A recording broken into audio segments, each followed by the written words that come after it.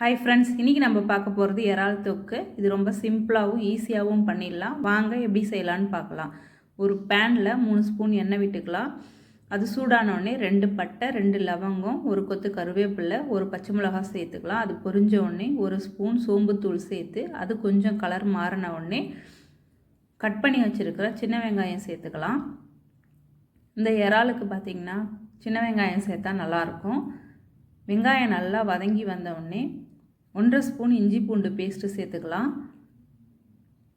இஞ்சி பூண்டோட பச்சை வாசனை போகிற அளவு வதக்கிட்டு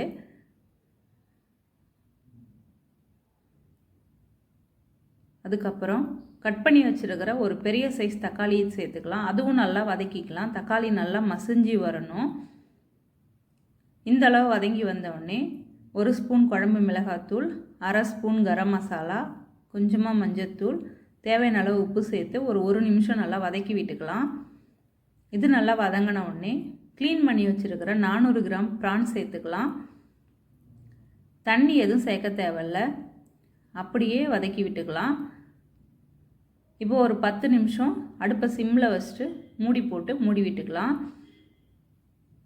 இங்கே பாருங்கள், அதிலிருந்தே தண்ணி வருது. ப்ரான் 10 நிமிஷத்தில் வெந்துடும். ரொம்ப நேரம் குக் பண்ணிங்கன்னா ரொம்ப ஹார்டாகிடும்.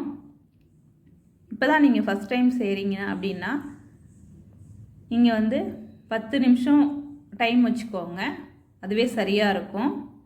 தண்ணியும் சேர்க்க வேண்டாம்.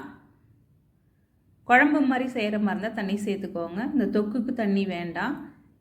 இப்போது கடைசியாக ஒரு 1/2 ஸ்பூன் மிளகுத்தூள் சேர்த்து அதையும் ஒரு நிமிஷம் வதக்கி விட்டுட்டு கொத்தமல்லி தூவி இறக்கிக்கலாம்.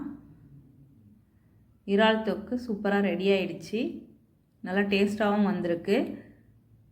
நீங்களும் ட்ரை பண்ணி பாருங்கள். பிடிச்சிருந்ததுன்னா கமெண்ட் பண்ணுங்கள், லைக் பண்ணுங்கள், ஷேர் பண்ணுங்கள், மறக்காமல் சப்ஸ்கிரைப் பண்ணுங்கள். தேங்க்யூ.